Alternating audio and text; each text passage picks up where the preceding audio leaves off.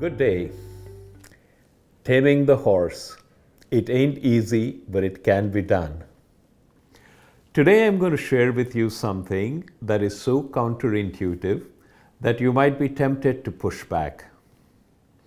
Don't do that. Think about what I'm about to share with you. What I would like you to consider is that all of the problems you think you have don't exist outside.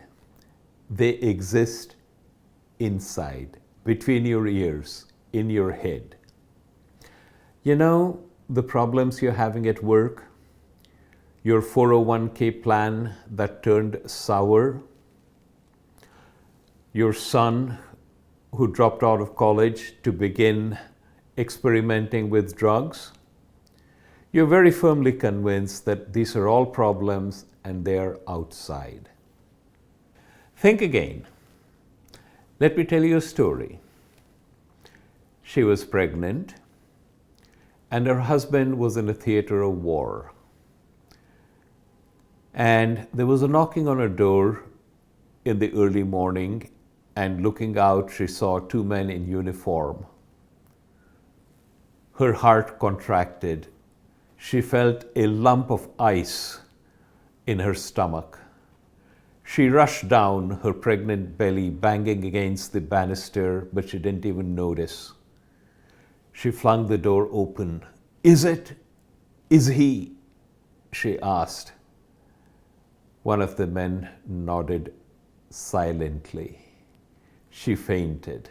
The men picked her up gently and deposited her on the sofa, but for the next several days she was in an unthinking haze. Her husband had died. The dreams they had, the house that they were going to buy, none of this would ever come to fruition. And then the men returned, and they were laughing, and they burst into the house without knocking. Her husband was alive. He had been wounded, and it was so severe that the enemy had taken him for dead and moved on.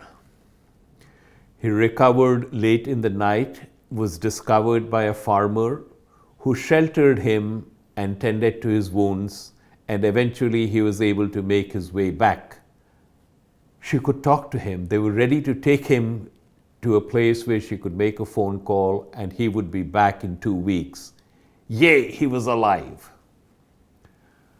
Now think about it. Can you relate to her sorrow? Can you relate to her joy? Probably you can. But here is a deeper lesson. The pain and sorrow, as well as the exhilaration and joy, she made it all up. It existed in her head. Now, some of you might be tempted to say, what do I mean it existed in her head? Don't I understand that she thought she was a war widow, that her husband had died, that her life was in tatters, and now all of a sudden she's back? How could I say it's all inside? This really happened. Yes, it really did happen. But the stories she made up and the feelings she experienced are something she manufactured, and she manufactured it between her ears. Let me give you another example. I read a story about a British family in colonial times. They were in India and received a letter informing them that their eldest son had died in a freak accident at boarding school. Instantly, they were plunged into sorrow. But understand, the son had actually died 6 weeks ago. That was the length of time it took for the letter to reach them on a sailing boat. The sorrow they experienced was now. The event happened 6 weeks ago.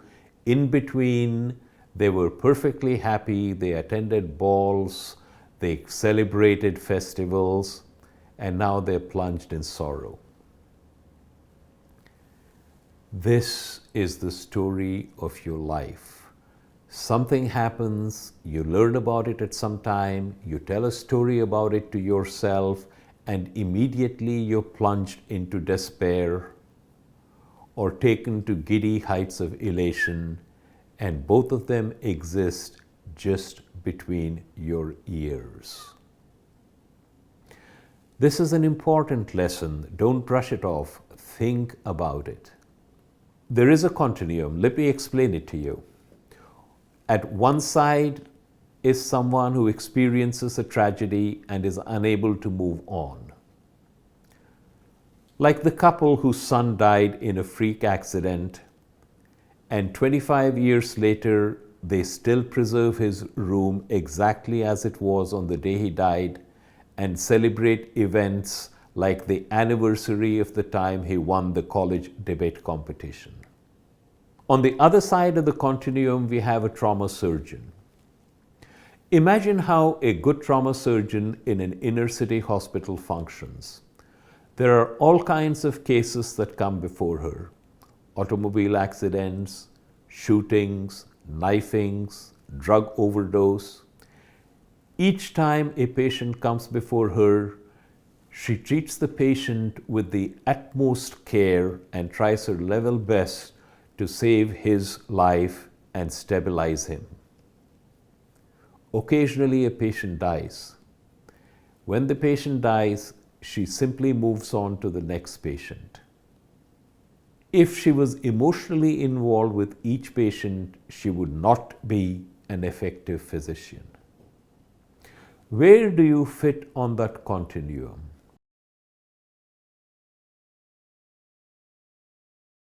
You're in the human predicament. As long as you're in the human predicament, there will be stuff happening. There will be serious illness and death. There will be financial reverses. There will be business setbacks. That's the nature of life. But what we do is we tell stories about it, and we believe the stories we tell about it, and we especially believe the stories we tell about it to ourselves in terms of how things are going to be in the future, and we delve into despair or ascend into elation, and we all manufacture it within our heads. Here is an exercise for you. Think about any event that happened in your life that you classify as a tragedy. Revisit that tragedy. Let the emotions play in your head and recognize that you made it all up. Yes, something happened, but defining it as a tragedy and experiencing the feelings that are attendant upon a tragedy is something that you created. You did it involuntarily because of the mental models you hold, but nevertheless, it happened between your ears. Right now, you're so much a prisoner of your models that it's probably impossible for you to define it as something other than a tragedy. That's fine.